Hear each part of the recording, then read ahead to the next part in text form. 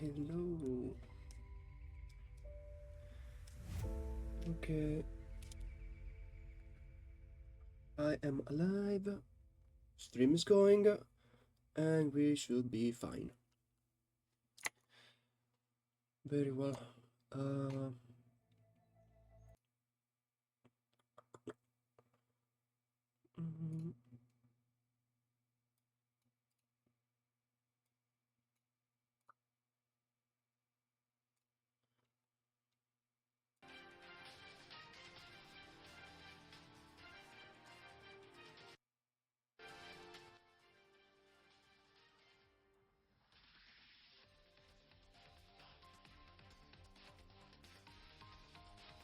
okay. Let's go.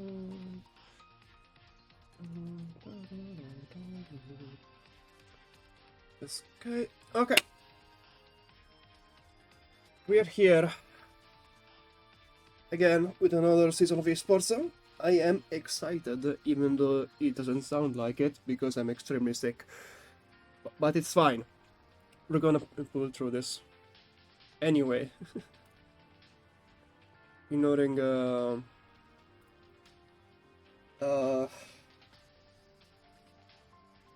my issues.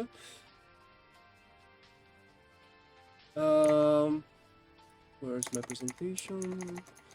Here. Okay. So, for those of you who watched season 2, this will feel very familiar. We're gonna have 2 days. Players will play on the first day and on the second one. They're gonna have 1 hour to complete the run. And yes. Now, there's also no dupe, as always. Now, what's different about this season compared to the second one is that there is no elimination round. Players will play both on the first day and on the second one. Now, you might ask, then what makes the first season, not the first season, the first day important? Well, you see, this season, other than objectives and bans or whatever, we also got modifiers. Modifiers are some bonuses which can be positive or negative, and will affect your performance or your opponent's performance on the second day. Meaning there's gonna be point bonuses, point penalties, and some straight up modifying of the rules, but we'll get into that later. Now, again, there is 1 hour to complete each run, and this time, unlike season 3, Grace time is implemented in a fixed manner. As you can see, it's fixed at 10 minutes. Also, for those of you who are watching from Discord, I cannot see the Discord chat, so if you need to say anything, do so in the Twitch one, because I don't have 2 screens. Okay. So yeah, there are 10 minutes of grace time. If you don't know what grace time is, it's a small bonus extra time that is given after the 1 hour is up. During these 10 minutes, if you are in a fight or during turn end, you are free to finish whatever you're doing. However, the second you regain control over the map, you're forced to combat settle. So that's what grace time is. Now, if you go over the 10 minutes of grace time, you cannot reset fights anymore. If you're losing one, you're just set with it, just go with it. If you lose, you lose. So that's what grace time is. Okay. Also added an extra note here for players that cannot modify their team units during the games, because there was something that happened during season 1, I think, or 2, there was a change, not during the game, but right before it when the teams were already confirmed. So, considering there are some team building objectives, once you send in your teams,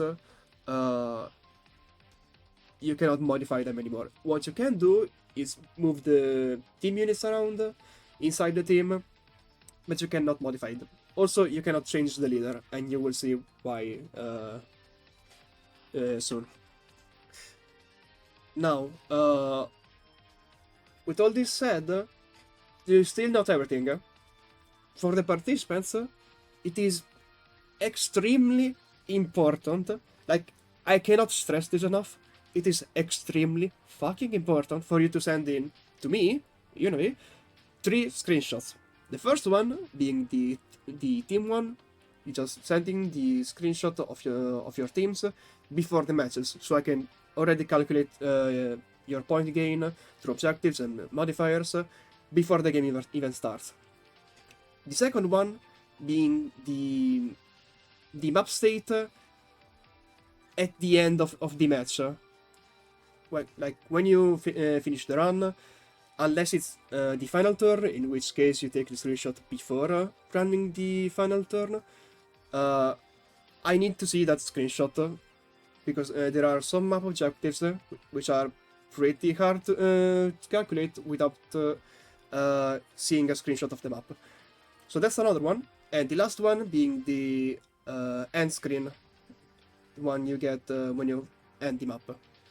So those are these 3 screenshots I absolutely need to have.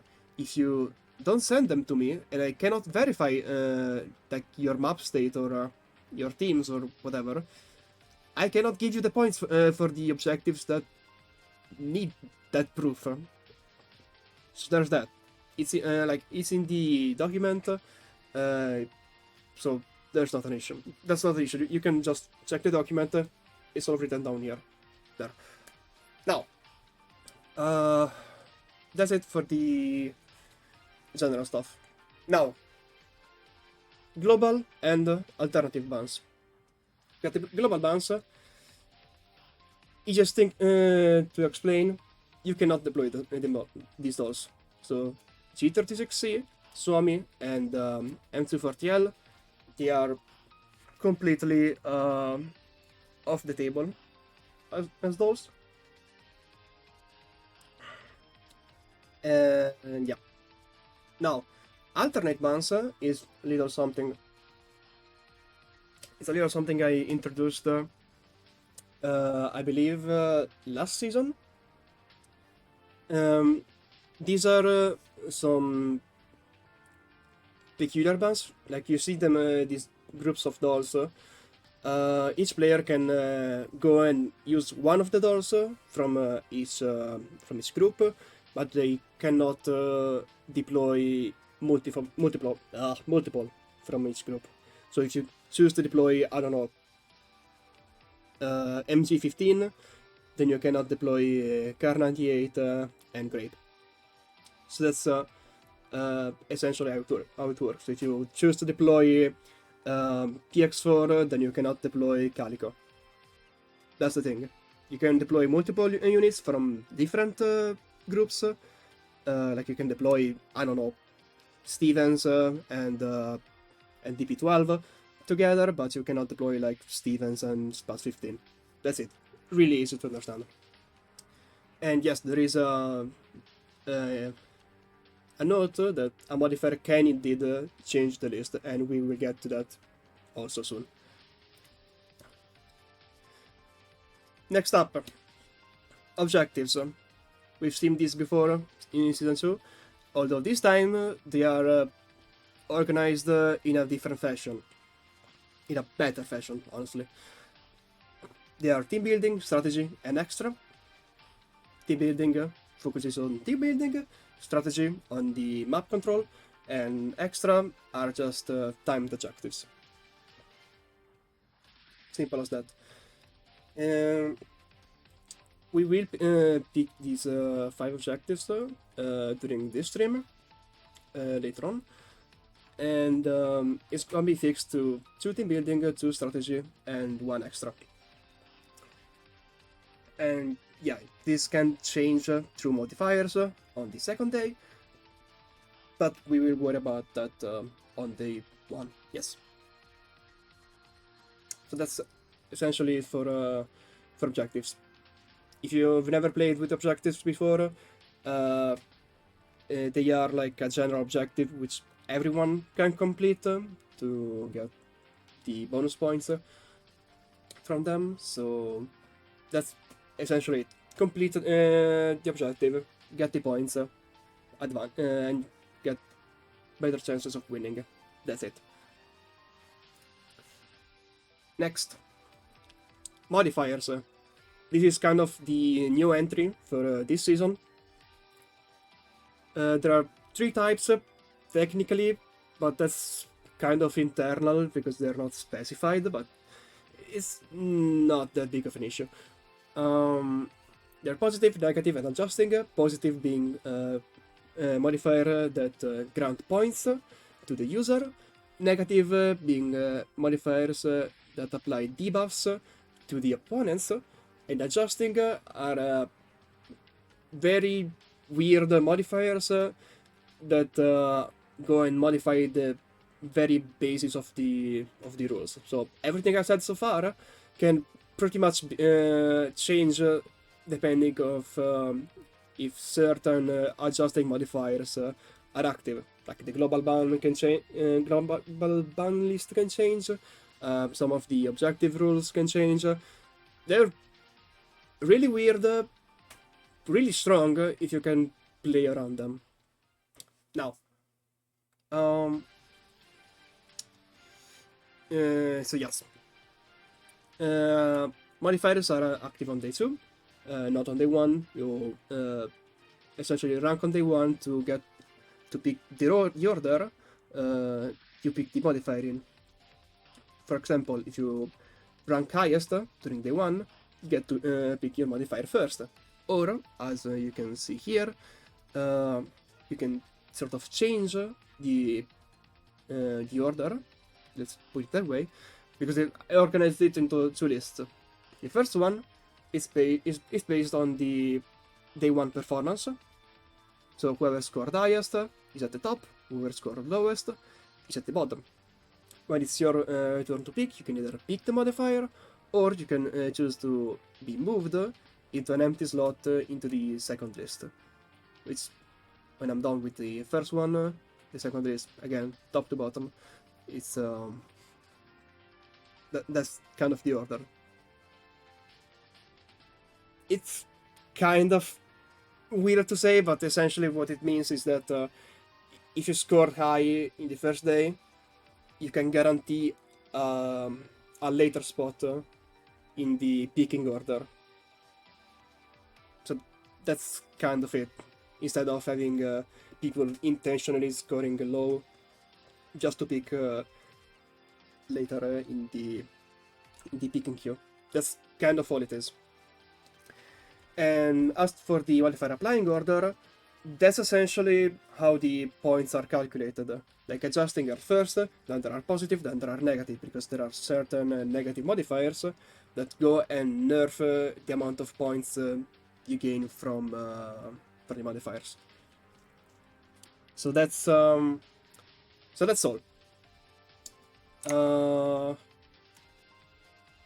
Yes. Now, let's go and see the contestants that will be participating this season, because there are honestly quite a lot, and I'm really excited because there are a lot of new faces in here, and I cannot wait to see what they can bring to the table.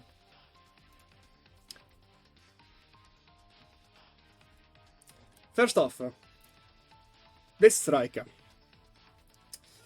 He is something. He is quite something. I ignore the quote. Don't worry about that one. He has come out of nowhere, literally fucking nowhere, and he's just shredding the competition. He's ranking way above what people would assume people with that kind of UID would rank. He literally came up with the solution for defense drill wave 149, I'm pretty sure. And she currently stands as the first one to ever complete that wave across all servers, like including Korean, Chinese, Japanese. He was the first one, so quite something. He is very much brain rotted, but that's a completely different story. And yes, I expect great things from his team building. Not sure about his pathing, but that's again a different issue. So yes, that's Bridge Strike right there. Cannot wait. Next up, we got the latest entry. She was the last one to register for the competition. I didn't force her to participate. I don't know why she said so. Peer pressure is a different thing. Anyway, E3. She's an artist. I'm pretty sure she directed the visual novel or something related to Girls Frontline. I'm not entirely sure. It was a fan-made project.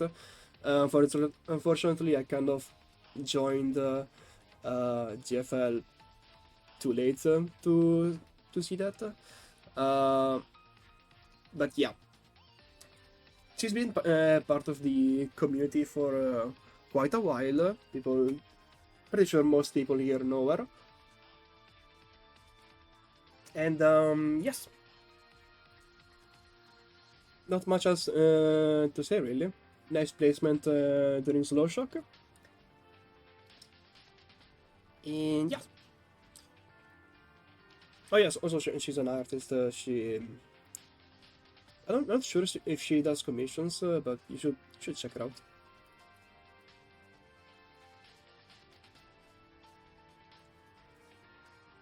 Next up, we got Boyarin. He is the first out of the many new contestants for esports. Bliss participated in Season 3, E3 participated in Season 2. Boyarin, this is his first esports he participates in.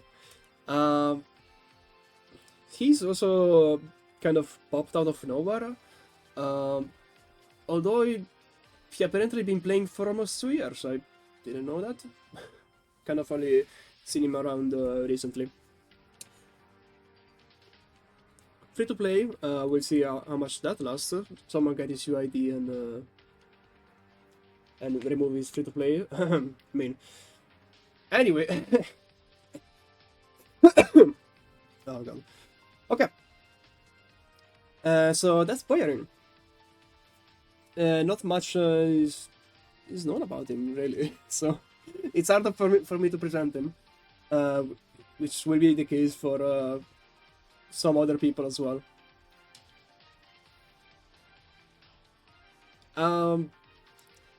Pretty self-explanatory on this one. He is also kind of a new entry to the esports scene, at least. He has been very active in the Discord, not in the ranking scene, but in the Discord. I'm not gonna go into further detail. And yes, I did make him change his quota. So that's Mark right there. He has 36 C93 and a lot of issues. Next up.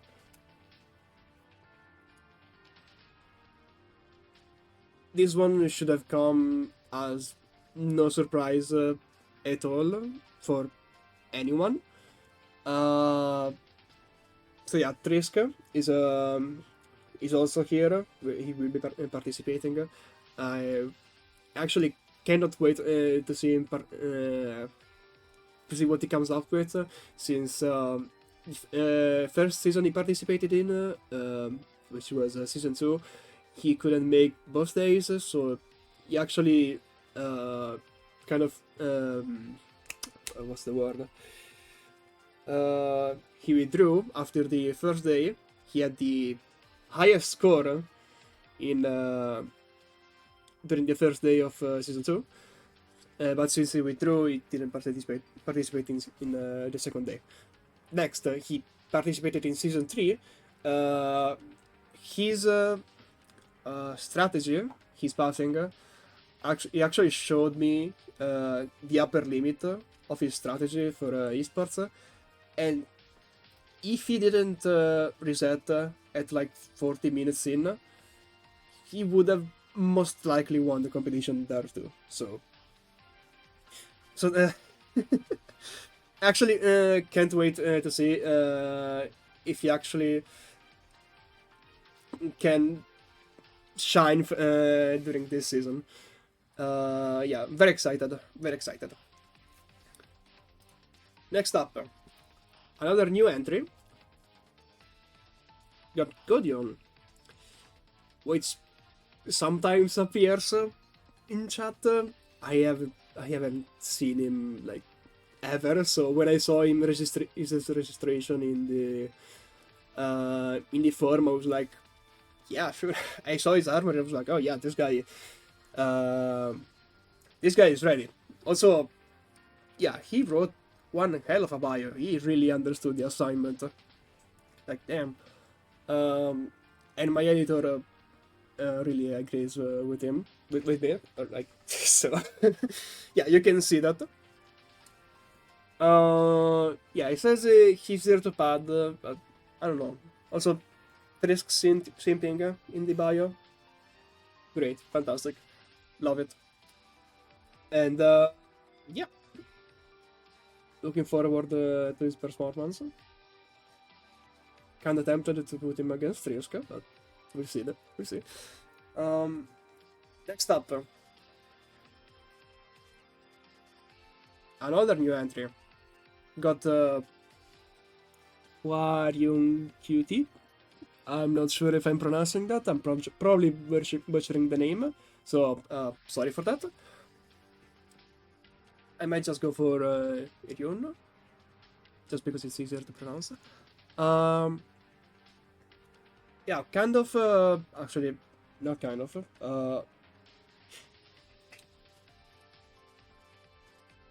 2019, yeah, this guy is, he is a relic, he's a fossil, he's been here for longer than me, so, but not for that much time, not much before me, anyway, yeah, you can see from his placements, this is not someone to be messed with, clearly. He got quite the competitor. And yes, I'm actually pretty sure there are 2 of his accounts in some ranking. I would need to check back on that. But I'm pretty sure there were 2 Ryun QT in some permanent ranking. But anyway, next up for the final contestant, we got Libraga, which I'm probably also butchering the name of. I don't know.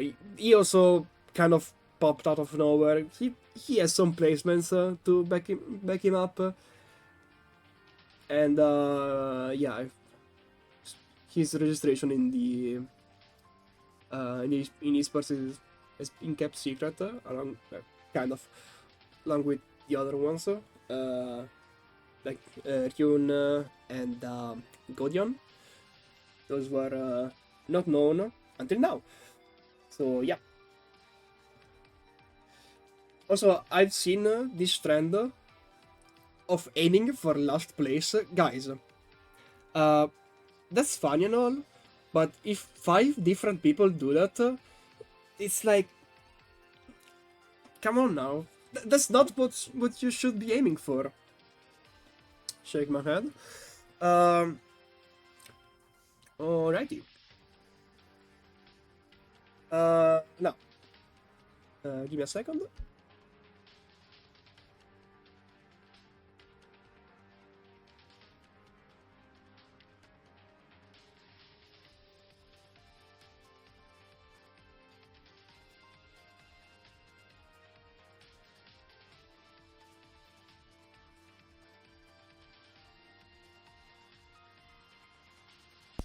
Alright, I had to blow my nose real quick. I'm still sick. Unfortunate. Really wished I could, you know, be better during the stream, but I guess not. Next up, we go into the more interesting, so to say, stuff. That being objectives. Now, we got a lot of comeback objectives. There are some that have appeared in season 2, which have been changed, upgraded, and essentially just adjusted based on the feedback of season 2 and applied on season 4. So, two completely different maps.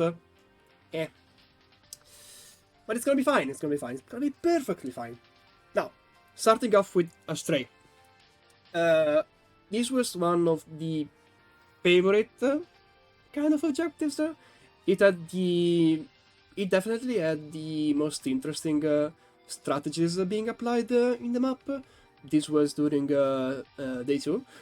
So yeah, we saw some really interesting map states, and I'm really hoping to see something similar during this season, although I'm not entirely sure due to the capture flag in place. So instead of being 15 nodes, it's gonna be 20.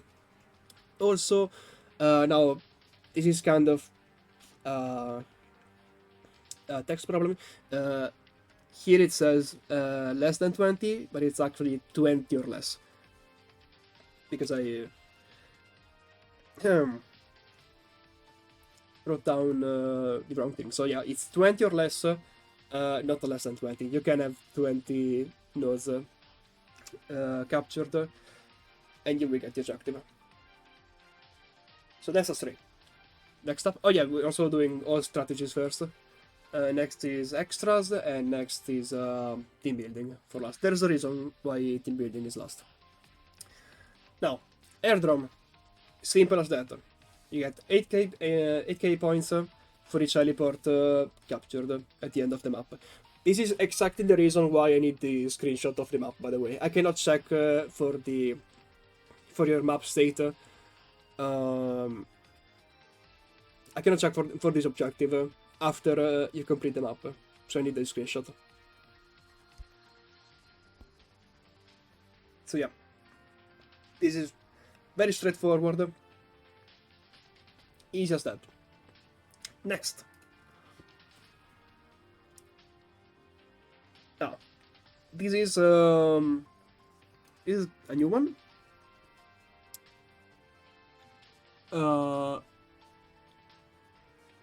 Okay, just noticing editing issues, but that's not an issue. Anyway, another really straightforward one. They feature Jupiter cannons. Simple as that. By concept. As for doing it, I don't know. You'll see why soon. Fun fact, this used to be the opposite condition. It used to be not defeating any Jupiters, but after balancing it was flipped. So yeah, now it's defeat all Jupiters. Next up, this is another one that makes a comeback, Flawless, another really straightforward one. No retreating, and the map without retreats. Now, this was used in Arctic Warfare to prevent sort of para spamming, that being putting like para dropping somewhere, then retreating the team to reset the para cooldown, and then paraing somewhere else. Now you cannot do that. So yeah, you're gonna have to wait the 5 turns. And yeah, also, other than that, other than preventing para spam, there will be some actually hard fights because of the team building restrictions, which you will see. So this objective actually makes sense. Losing that 30k points just because of some untested team, something that maybe some not resupplied echelon, which we might actually see because there are many blue allies, like allies that you can freely capture. So yeah, we might see someone failing this objective, which I don't. It's not like I hope for it, but we might see it. Next up, we got Scavenger. Again, another very straightforward one. It's essentially isomer scoring for crates. You get 10k for each crate under allied control. Now, note the spelling. It's under allied control. It's essentially you get 10k for every blue crate at the end of the map. You don't eat them. You don't need to eat. You do not eat them. Do not eat the crates. You only need to capture them. So you turn off the instant resupply button, like the auto resupply. Okay. So that's Scavenger.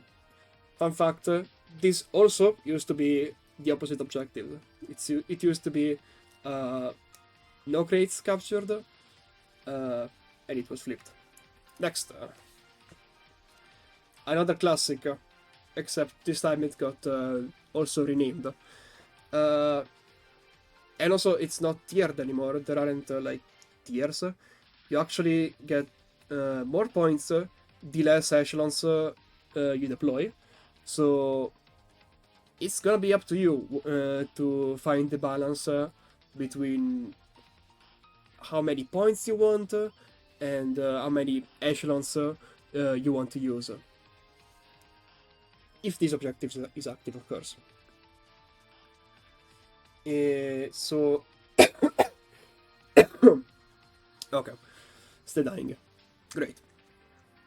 So yeah, again, still very straightforward. Now on to the timed one, the extra objectives. Actually teased this one right before the stream in the Discord chat. This is pretty straightforward. I'm not sure if we did any testing for any of the timed objectives, so this is gonna be fine, hopefully. Anyway, Cerberus is the boss that spawns on turn 12, so essentially you're gonna have to rush through the map to get to turn 12, get the Cerberus spawn, and kill him in 40 minutes. So that cuts down what you can do during the map by a lot. But for a good reward, I mean, you can see 100k just like that. Next up, we got Dismantle. This is an interesting one because the time limit is fairly generous for what you need to do, which, I mean, defeating the death stacks, you can do that in, what, 5, maybe 10 minutes.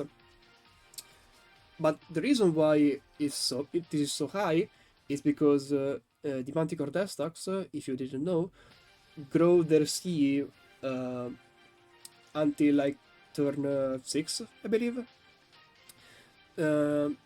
So if you want to get the max amount of points from this objective, you need to defeat the Mantis at the highest growth point,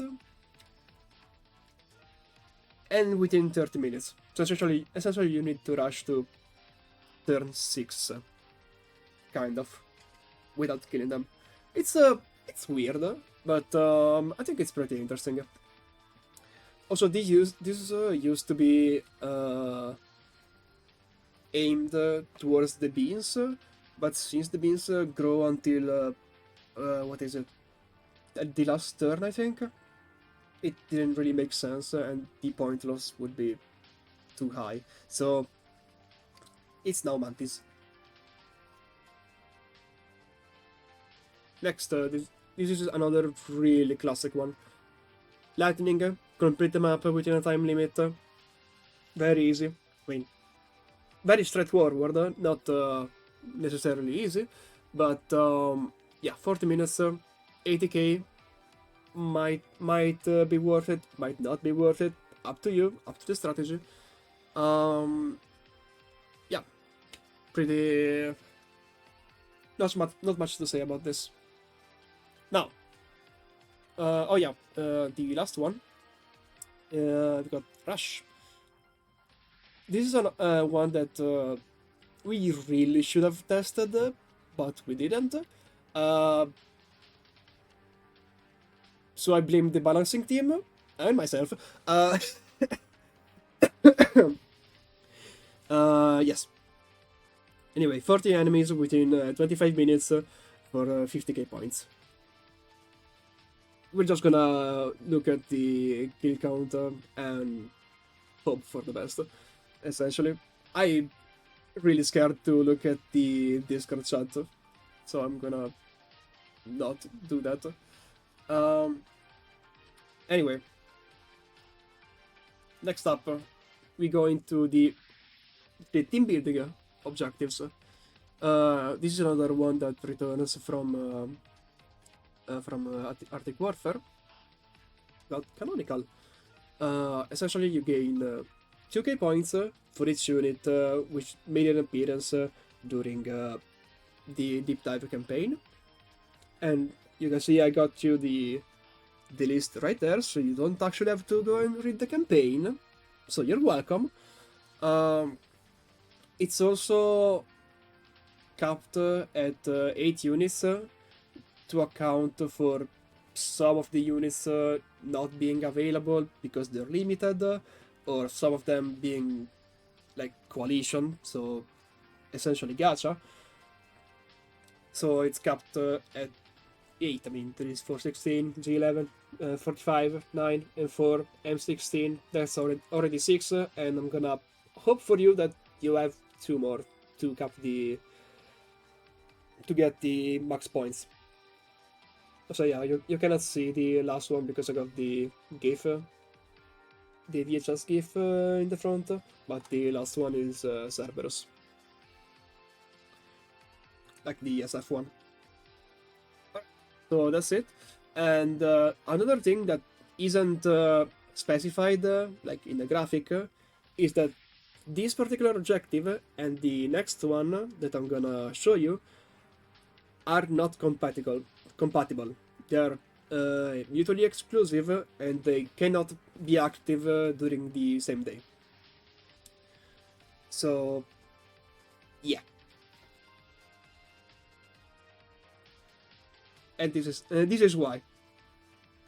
This is the one I teased about for quite a while. Restrictions, I tried to implement it during season 2.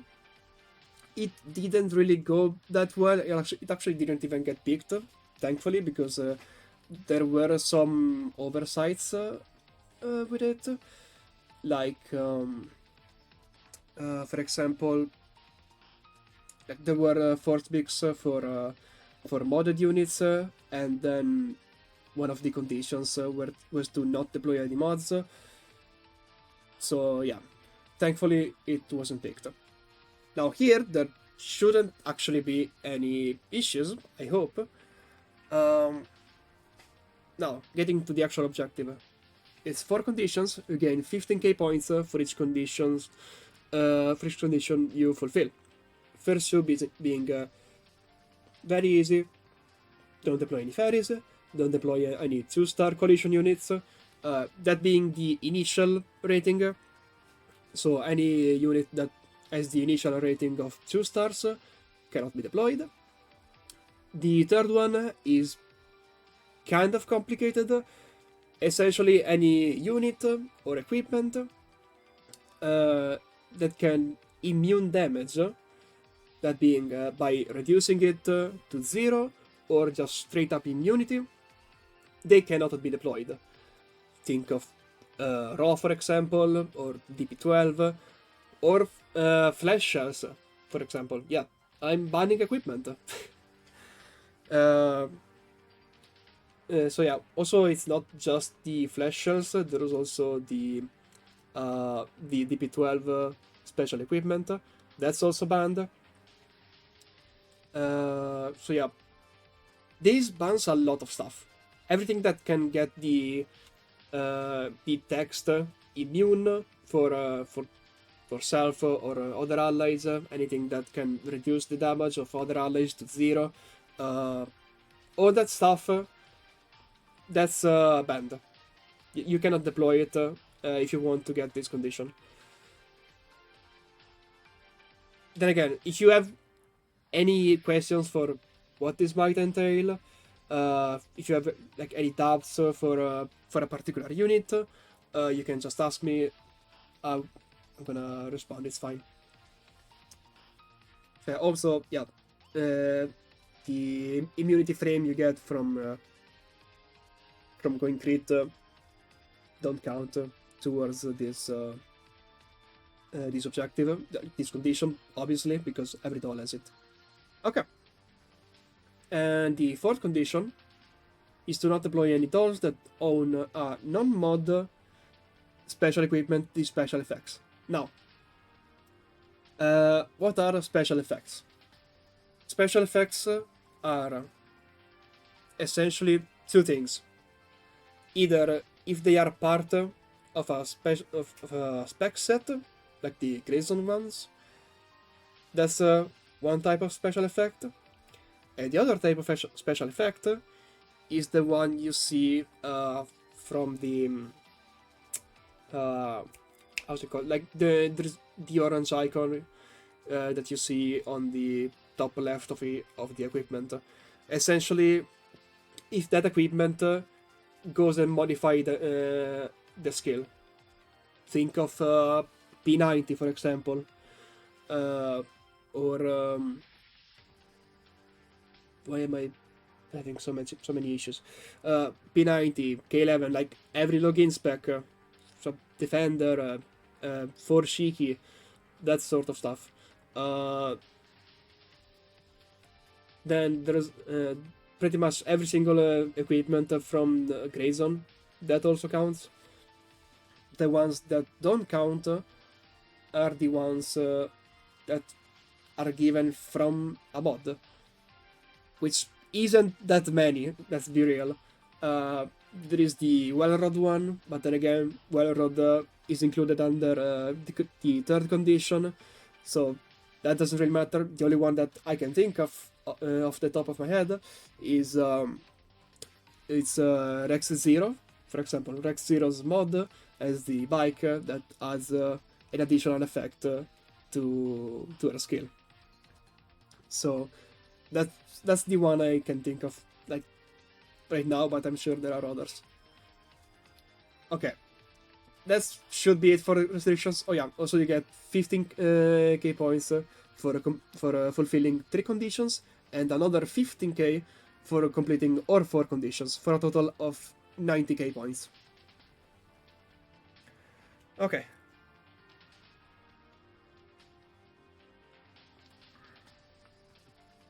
Next, we got another return. We got Elitist. Essentially, you get more points the less units you deploy in an echelon. That's essentially it. You can see here, like this doesn't apply to Coalition. Actually, this does apply to a Coalition. Never mind. But in a weird way. You will see why. Like, okay, you get 2k for every for every unit. Now, in Griffin echelons, with the maximum of 5, you can see it's 4 units. Like if you get 4 units in the echelon, it's gonna be 2k. 3 units, it's gonna be 4k, and so on. With coalition echelons, instead, the maximum, the considered maximum, is still 5. Because otherwise you could just deploy only the ringleader, which is already pretty strong by itself, and get 16k points, which seems pretty dumb to me. So yeah, the maximum you can get from these objectives, as is 8k points for every 8k points for every echelon, as it is, and you will see why again at the end. Now, monochrome. Very straightforward, and this is the reason why I don't want you to change the leader. You get extra points for every unit whose rarity is the same as the echelon leader. Simple as. You have a 4-star, you deploy 4 stars with it. Now, mods for this objective, they only count after mod, so you can deploy a 4-star mod, which is gonna be a 5-star, with a 5-star leader, and it's still gonna be 5-star. That's 4-star mod count as 5 stars, 2 and 3-star mods count as 4 stars, and so on. This includes, this is we're counting. We only care about color here. I don't want to say it like that, but that's kind of how it is. So yeah, with that in mind, 6 stars and extras are their own separate category. So red and purple, that's their own thing. They don't count as 5 stars. Okay. I hope that's clear enough. Now, as for coalition, this time it's different. Coalition echelons only count at the standard rarity. So if you want the bonus for monochrome for a coalition echelon, you're gonna have to have a Mook as echelon leader. Yes. You understood that, right? Very well. Moving on. We go into possibly the best objective I could ever come up with. Yes, I'm being a narcissist, I'm sorry. This is extremely fucking funny. So, you see the audience pick list, like the doll preference list that I put up a form with? It was for this objective.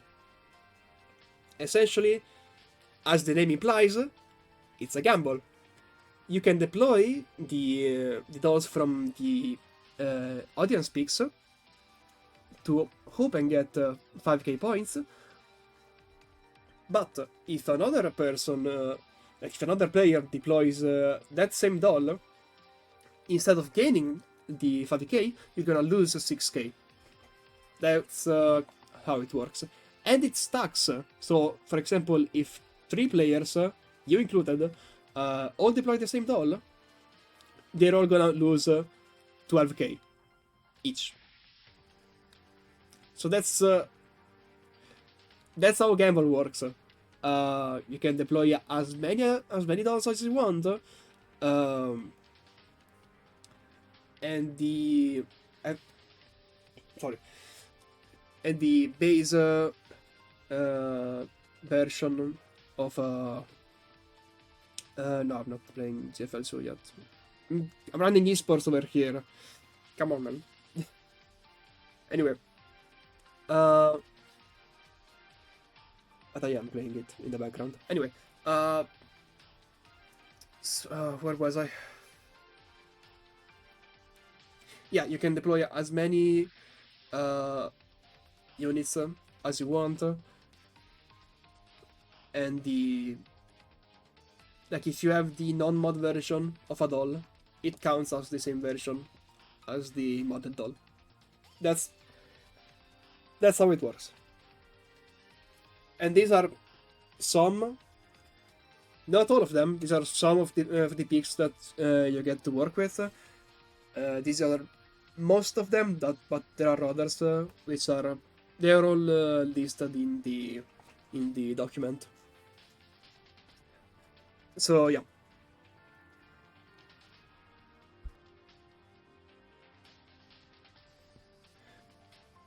Wait, are ads? Wait, I thought I turned them off. Wait, are there actually ads active? I'm sorry. I'm gonna have to. What the fuck? Sorry, I thought I turned them off. I'm gonna check back on that. But yes, actually, yeah, I am playing GFL2 in the background. I'm just not streaming it yet because I already planned this season of esports on this date. So I'm running esports, and then I might sting some guest conference too, but I'm gonna have to do some grinding before that because there are a lot of level bottlenecks, kind of. So yeah. But yeah, I will play it on stream, definitely. Also, again, I'm sorry for the ads. I was so sure I turned them off. Anyhow, I'm gonna take a moment to take a look at the Discord chat, just to see how many insults I got.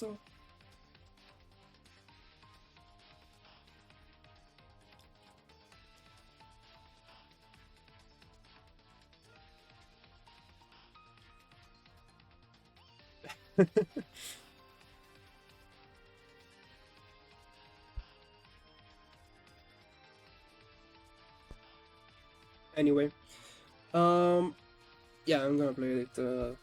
Maybe not this week, but definitely next one.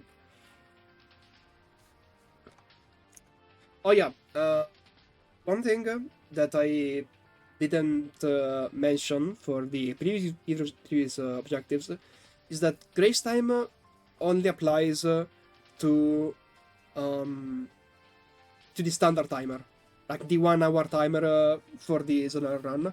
It does not apply to the timed objectives.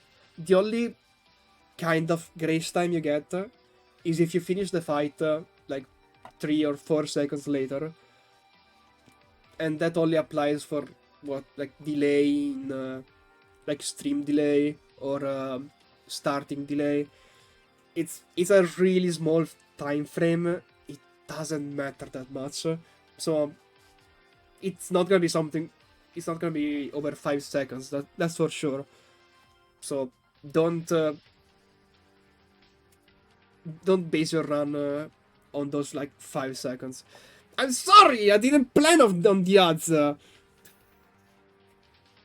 I promise I didn't. I didn't plan. I'm gonna. Okay. Fuck. Okay, I'm gonna check back on that after the stream. I didn't I didn't want ads. I promise you I didn't want ads. Uh I'm not speaking. Yes I am. I'm just mad at myself.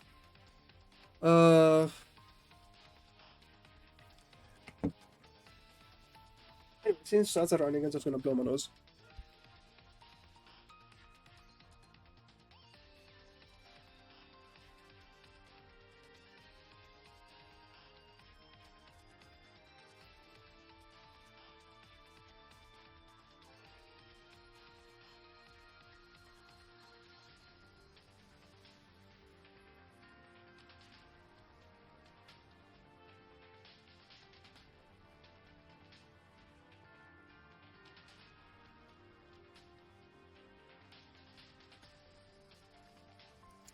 Just me blowing my nose. You didn't miss anything. Yeah, just me being sick. Anyway, now these are all the objectives. Kind of. You will see why. Also, oh yeah, extremely important detail. This is very important. Since Gamble is extremely fucking funny, like absolutely hilarious. It's different from the other objectives because it's gonna be active on both days. Like straight up, it's gonna be active on day 1 and day 2. So get fucked. No, sorry. But yeah, it's gonna be active on both days. The units that are picked on day 1 will be removed from the list on day 2. They will no longer grant points. It will be as if they were never on the list. That's basically it. So yeah, you were gonna have to work around that because there are some picks on the list which are kind of really impactful. So much so that they are actually on the ban list. Pretty funny. Does this mean people won't be playing into monochrome? No, I'm sorry, not monochrome. Canonical? Maybe. Maybe. I mean, it's a gamble. You can just assume no one else will be deploying said doll because it's on the objective list. You do you. Anyway. Modifiers. These are the bonuses that you can pick at the end of day 1 based on the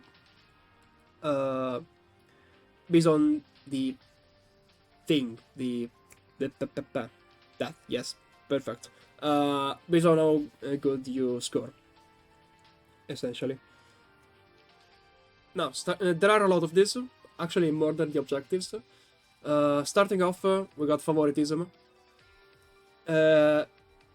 This one objective, this one modifier was such a fucking pain to balance. It had to be it got reworked twice. So I can tell you how much of a pain it was. But yeah, 5 dolls. These dolls will be special, essentially. Whenever any player deploys these dolls, you gain points, and the effect stacks and applies to you as well. These dolls won't cause point loss through gamble, so if another player decides to deploy them, the only thing they will be doing is giving you free points, essentially. They won't lose points, you won't lose points, and yeah. And this effect stacks for every unit and for every player. So it can scale up quite a lot. Also, it can also like not give you many points if the other players decided to just not deploy those dolls. So it's kind of a gamble there too. Next up, rebalance is the first adjustment modifier. You can see from the list in the document why this makes sense. You can add dolls to the list. You can move them from one row to the other to like make a certain doll become an alternate ban or something. Or you can straight up remove them from the global bans, making them free play essentially.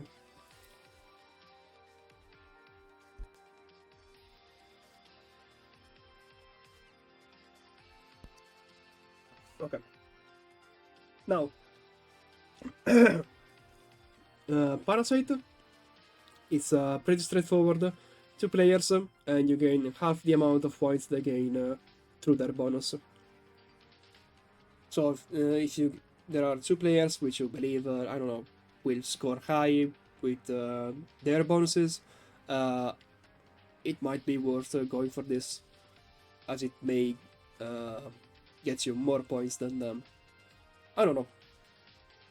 It's an interesting concept. Next up, we got our second adjustment modifier.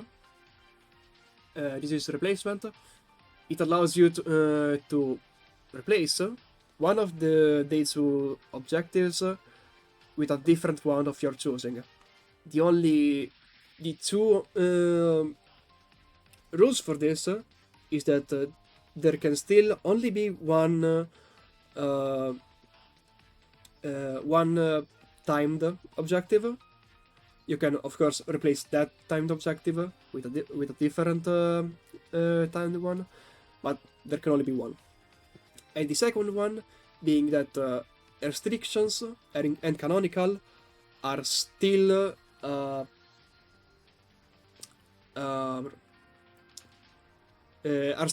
mutually exclusive, so you cannot have them both active in the same day. That's basically it. Next we got extension. This one has another like issue on writing. It's not grace time, it's time. You gain straight up time for all time and time related objective. So essentially you will get 1 hour and 15 minutes to complete your run, and every single timed objective will have its timer increased by 15 minutes. So it's gonna like I don't know, lightning is gonna be 55 minutes, blitz is gonna be 55 minutes, rush is gonna be how much was rush? It's gonna be 40 minutes, and so on. Next, we got speedrun. This is a really powerful one. You gain points for each player takes more time than you to complete the map. This one modifier comes with an hidden clause. That being, you cannot go last. You will have to play first if you want to use this modifier. This is the only. Actually, do I want to do that? I need to specify it. Sure, it's fine. Okay, never mind. Scratch that. Yeah, speedrun. 10k points for each player that takes more time than you to complete the map. So if someone takes this modifier, everyone will kind of have to be quick to complete the map. This doesn't apply to yourself, of course. All applies to other players. Although this is kind of worrying. It's gonna be fine, surely. Next up. Min-max. Extremely straightforward. Every kill you make, it's 150 points. And for this one, I'm just gonna look at the kill count on the end screen. Reason why I need that screenshot. Control, same exact thing. Every node captured, it's 500. And for this as well, it's gonna be on the end screen. Recycle, it's kind of weird. Every single crate not captured by other players, or 8 for that matter. So if you eat the crate, or if you leave it red or uncaptured, that's gonna be points for whoever chooses this objective. That's gonna be 5k. That's these points don't count to your own performance, so you cannot leave every single crate red to gain the points. These points only come from other players. So that's that. Next up, we got two other adjustment modifier. So starting with the normal one, it's sabotage. Every other player's bonuses grant half their points. Extremely simple. And this is the reason why negatives are applied after the positive ones. This is a negative one, clearly. Now, addition. It allows to have a 6th objective active, and it will be double points. So whatever objective you pick through this, it's gonna be double. And the same rules apply to this modifier as replacement. It's the same exact stuff. Now, limiter. This is dangerous. This is extremely dangerous.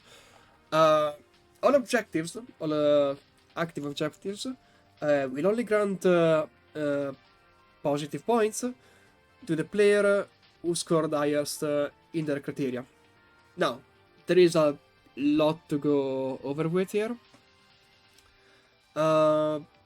Starting with what is the criteria. Like some objectives are very straightforward. Okay, so the idea is criteria isn't necessarily points. Okay. For example, most actually all the timed objectives depend on the timer. The person who completed the condition in the least amount of time is gonna get the points for the objective. Now, what else?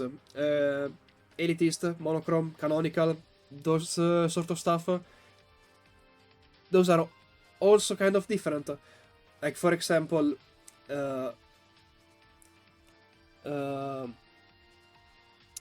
elitist, for example, only cares about the amount of echelons with the least amount of units. So it's the echelons that matter, not the units themselves. Take this example. If you have two teams with one unit in them, and another player has one single team with one unit in them, you're gonna win over them. Even if the other player has the rest of the teams with only 2 dots, and you have the rest with 5. You still win that, which is stupid, I guess, but that makes sense for a reason which I can't really explain. But that's that. Canonical is really straightforward. Now that actually is not straightforward because with canonical, what matter are the units even if the points are maxed at 8 units. So if you deploy all 12, you're still gonna get the same points from the objective as someone who deployed 8. Except actually not, because you're gonna get the points and he is not, because of this modifier. So essentially, if anyone picks this modifier, he needs to be extremely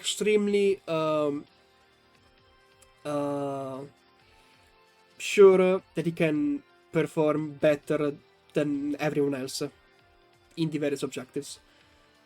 As for Gamble, that's kind of the reason why it says positive points, because if someone deploys a shit ton of audience peak units just to throw kind of the scoring, he's gonna get the point loss, and whoever gets the positive points, if they do, will not, I think. Actually, I should check back on that, because we did so much balancing around this one modifier that I kind of lost track of that. So I'm gonna have to check back on that. It's weird though. It's very weird. Next, a fan favorite.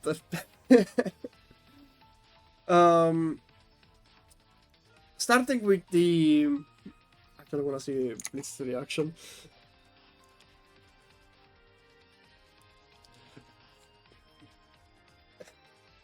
Damn. Unfortunate, no one reacted to delay. Anyway. Alarm, 15 less minutes to complete the run. Very straightforward. Delay, you either skip, every other player either skips the first turn or takes 40,000 points in penalty. So you can get the choice. And next up is targeting, which essentially allows you to pick a player to not deploy, who cannot deploy 3 units. You can essentially you give a player 3 bans. If you really hate someone, you can go with this, or if you're really worried about someone performing too well, because I don't know, maybe they picked a particular objective that could lead to them gaining too many points. I don't know. There might be reasons why you would get this. If you don't, it's kind of whatever. I mean, it's a weird one. Did I say objective again? God damn it. Anyway, modifier. If someone really scares you, then you can go with this. But also, you kind of need to know what units to pick. Now, last set. We got also the last adjustment modifier. But starting off at the top. Darwin. If any other player gains less than 20k points with their bonus, you steal their points. It's kind of the law of evolution. Either get to the threshold or die trying. Essentially. Next up is encirclement. Essentially, all other players will lose 10k points for each HQ heli. Now, the heliport, the HQ heliports means the heliports which are right next to the HQ. That's what I'm referring to here. So those 4 heliports next to the HQ. For everyone you capture, you're gonna lose 10k points. I'm gonna build one of those. Give me a second.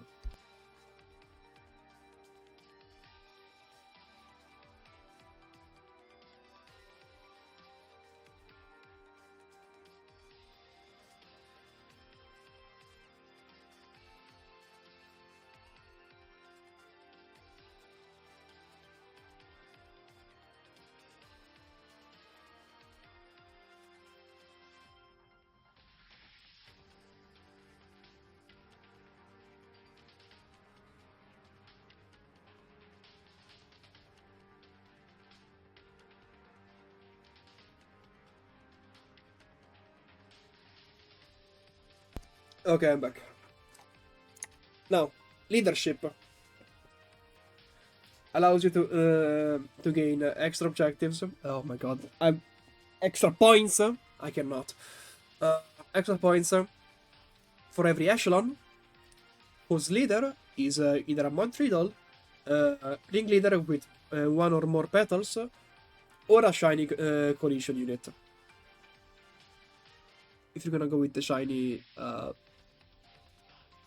please send a screenshot of it, because I'm not sure if it shows on the echelon extractor page. Anyway, lastly, we got reversal, which is another really interesting one. Allows you to reverse the condition of an objective from a set list. Wasn't it every objective? I think it was a different one. Yeah. Reversal. One objective is gonna have their condition reversed, which you can see here.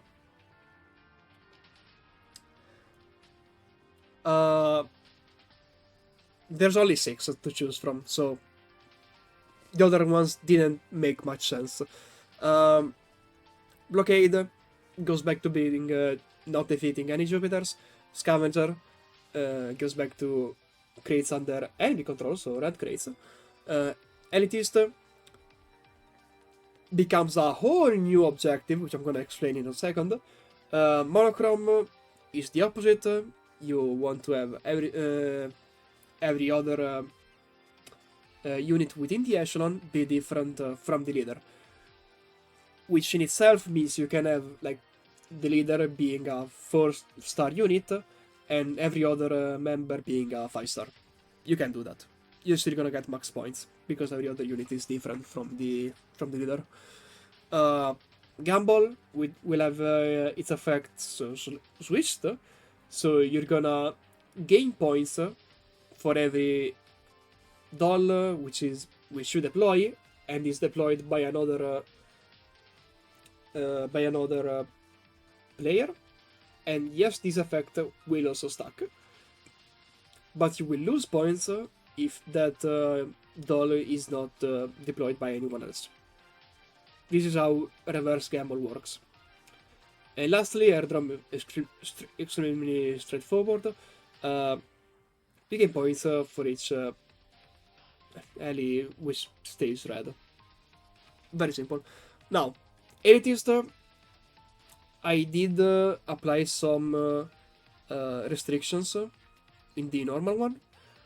Those restrictions here are the complete opposite. Like collision echelons in normal Elitist only have the maximum of 5. Like you gain points from deploying units starting from 4. Essentially just like J&K ones.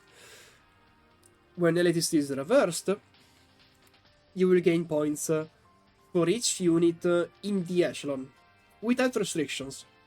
So you can have a collision echelon with 8 units, and yes, you will gain 16,000 points. So this is how reverse Elitist works.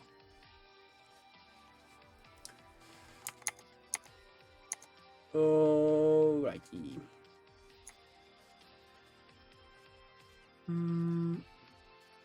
Now.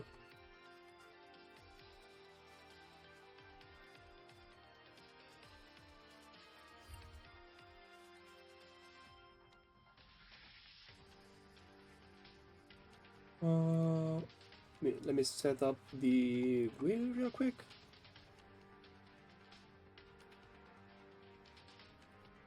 Because it's time for some objective picking.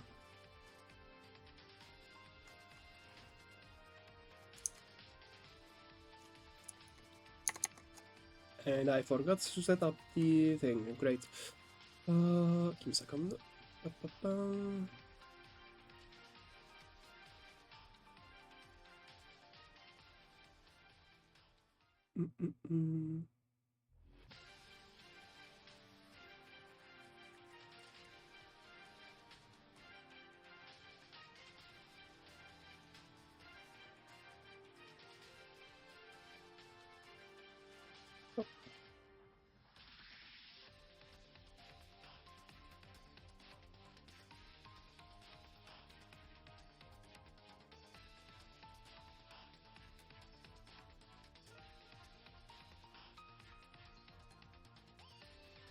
Alrighty.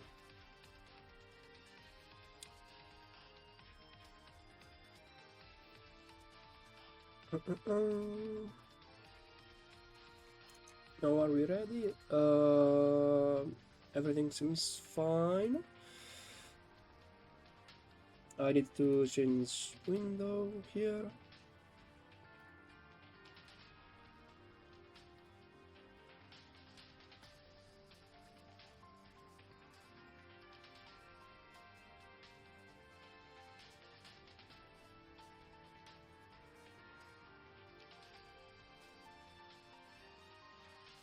Okay.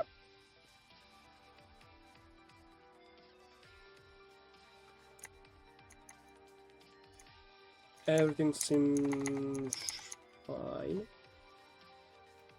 Okay, we're ready to pick the objectives. Is kind of the important moment. What do we start with? Start with the building ones, sure. So this is day one. We're starting with day one. Restrictions, starting off strong. Okay, you need to shut up. One, two, three, go. So, restrictions going day one, canonical going day two. And I'll also remove that because it's already been picked. Now let's see day one, what else we get. Looks like any test. Alrighty. Day one and day two. So that's done. Next up. Strategy. Let's see, day one, what do we get? Starting off very strong here, okay.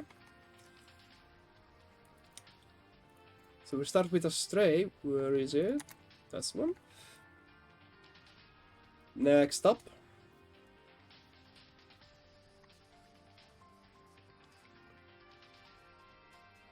Airdrome, okay.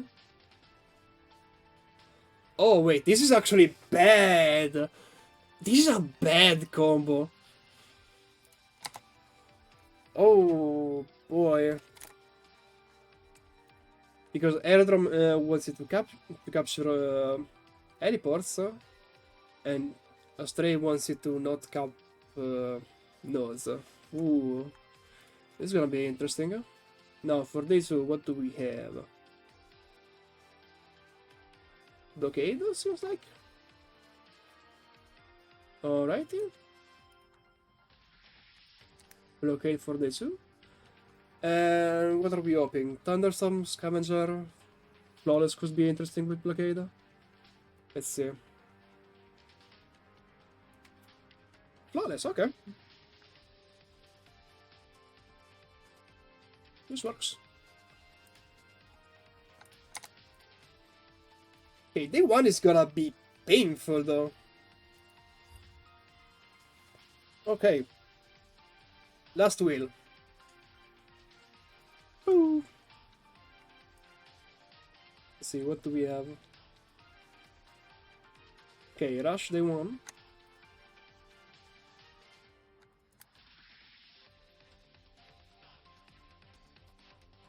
And day two, we're gonna have ooh.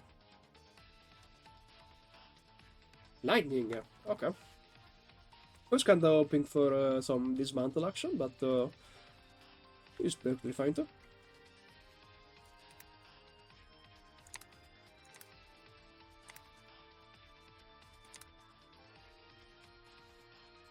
Okay, I'm gonna update the descriptions after the stream.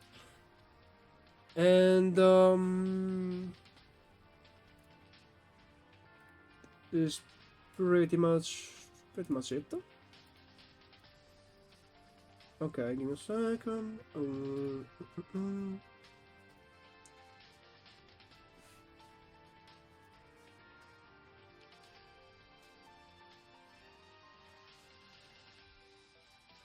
Gonna turn off this and this. Okay, so we're back to the Discord chat. Now, are there any questions? Now that I'm also showing the chat.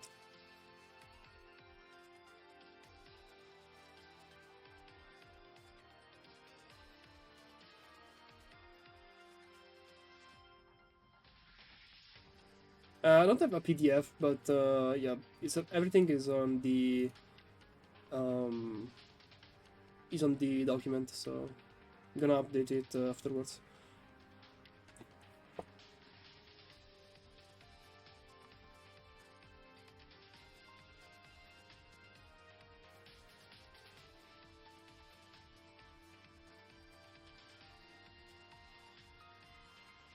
You have to pick anything today. No, you don't. You don't need to pick anything today because there is no real. How can I say? Order. So it's only gonna be at the end of day one.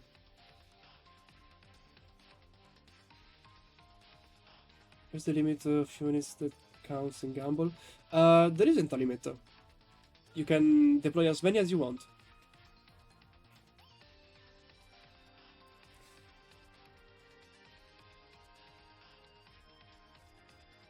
When the teams have to be sent in?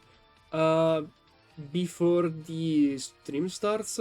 Now, considering there are 8 participants, I think at least 1 hour before would be best. But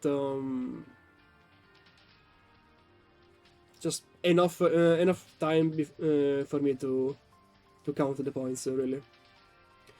If you send the points to the teams 2 minutes in, I will count for you. Actually, I'm gonna put your email on stream. How about that? You know I can do that.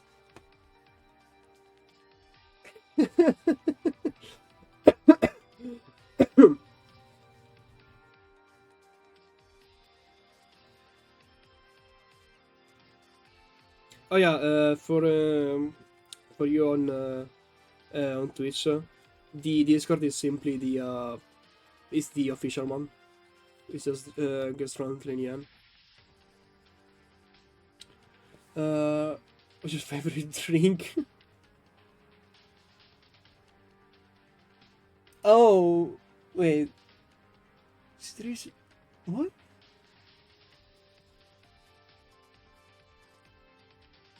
Wait, but what do you mean by... Oh, alcoholic! Fuck. Took me a second. Like, I thought it was something related to chemistry, but I wasn't entirely sure. I like daiquiris, honestly. They're fairly easy to make. They're pretty good. It's a personal preference. There's also whiskey and ginger ale, which is kind of growing on me.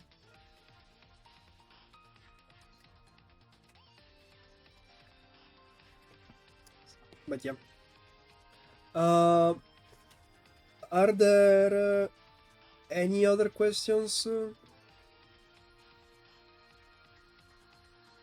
Or because it's not, we're pretty much done here. I mean, it was supposed to be a quick stream. It's just revealing the objectives and presenting the event and all.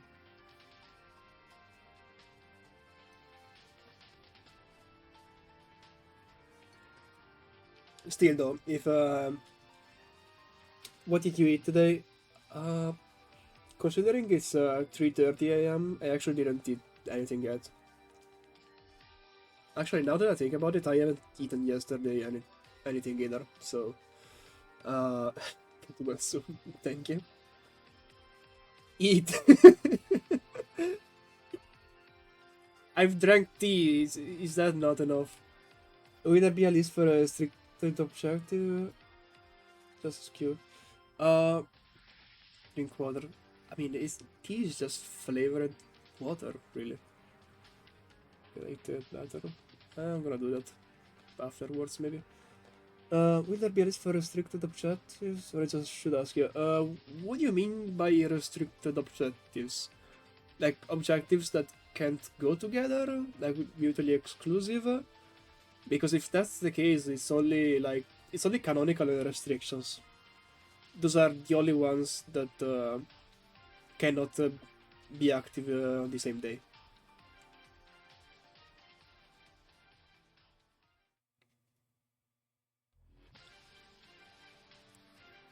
Can you just explain how the modifier will be applied again? No. Okay, so in the modifiers, it kind of depends on the modifier you pick. But essentially, if you mean the order in which you choose them, so yeah, you pick one. Not now, on day one. Objective name restrictions. Oh, yeah, it's gonna be all in the document, don't worry.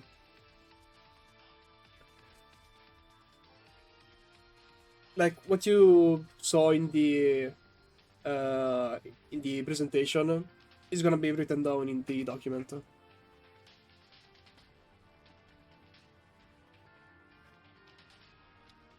Read the spreadsheet. So being passed through with questions.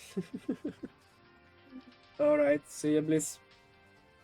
Okay, what they are, just not sure how they will be applied to the ranking. Like, what do you mean by applied to the ranking? Like, some will... They will just apply... How can I say? They will affect the strategy, I guess. Some people will go for different, like, side objectives because they're gonna have the 1 and day 2 time priority. What?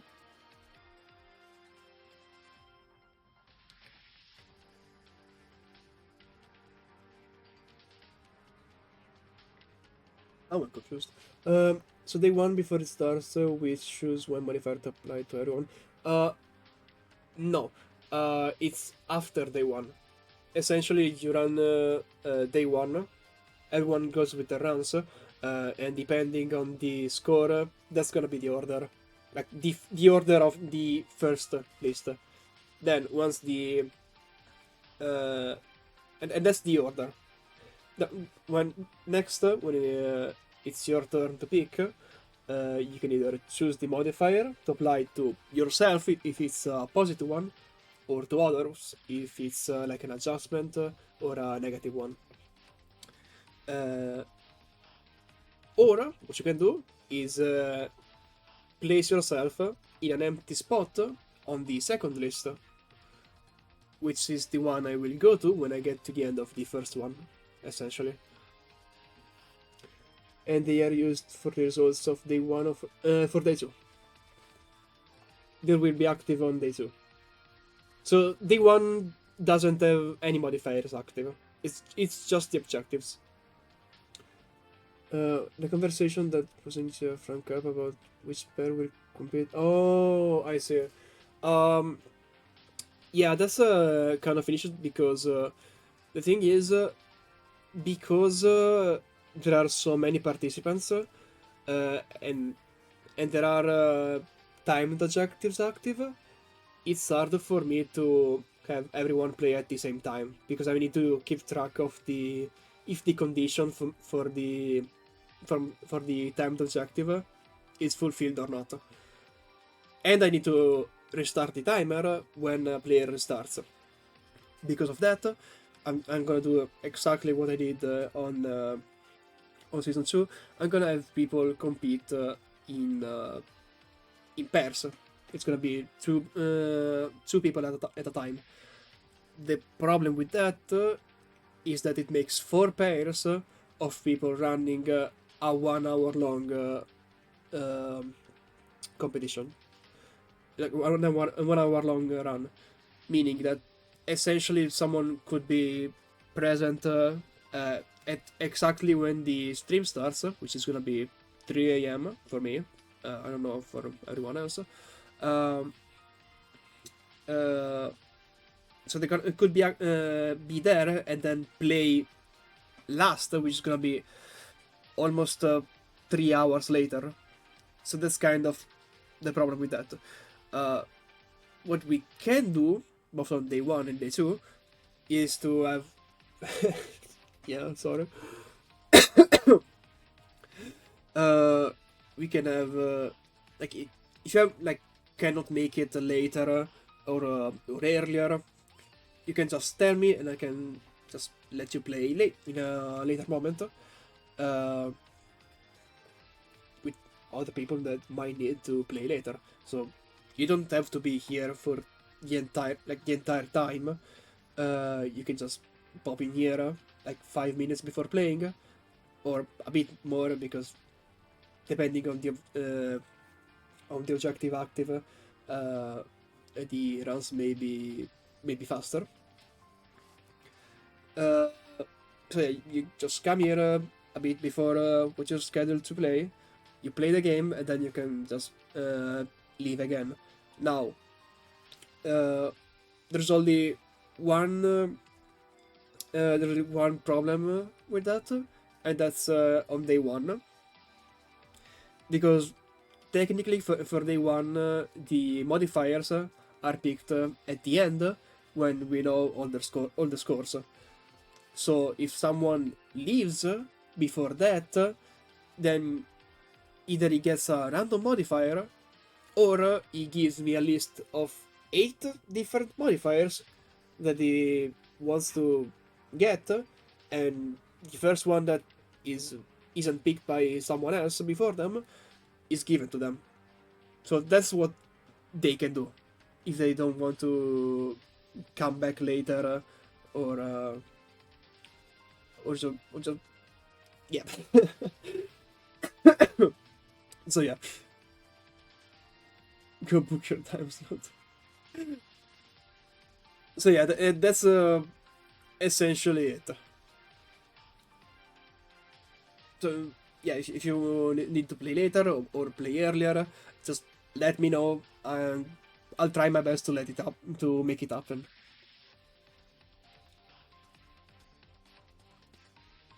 And that should be it, I think.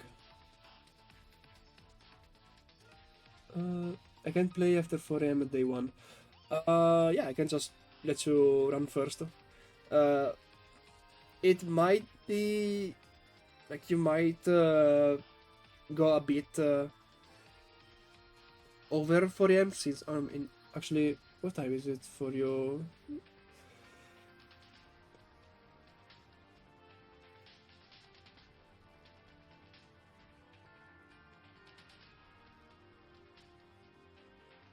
No, like what time is it when the stream starts for you?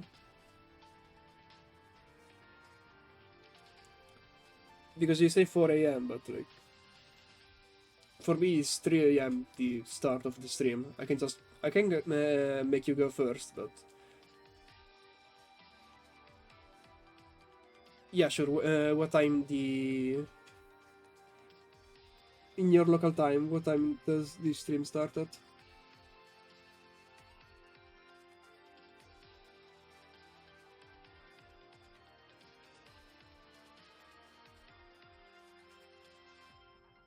Wait. So what you're saying is that you can play after 4 a.m. at day one, and the stream starts at 5 a.m. So when can you play?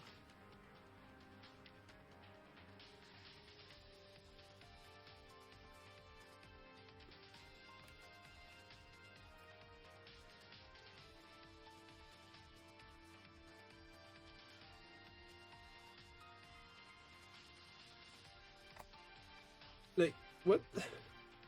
I'm confused. I need to understand what happened.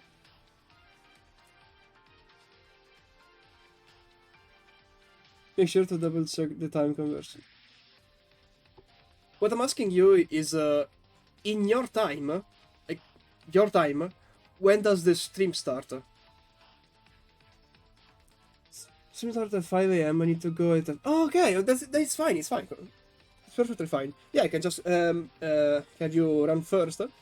So you won't, go past, the agreed time. Yeah, that's no problem. So yeah, you'll just run first. That's fine. I'm just gonna note it down somewhere. But yeah, that's fine. Yeah, you're welcome, no problem. And yeah, that should be pretty much it. So yeah, if there are no other questions, I'm just gonna add a stream here.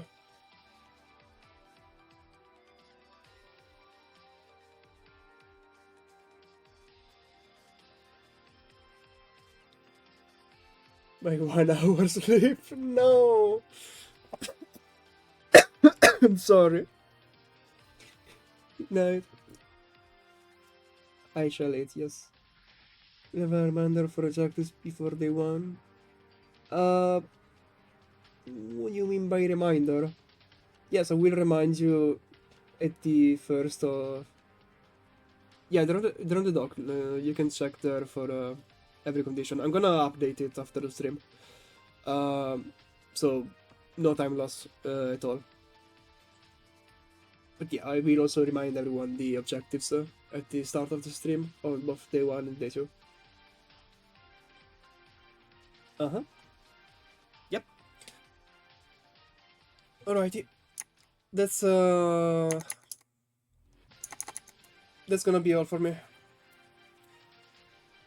See ya. Good night, everyone.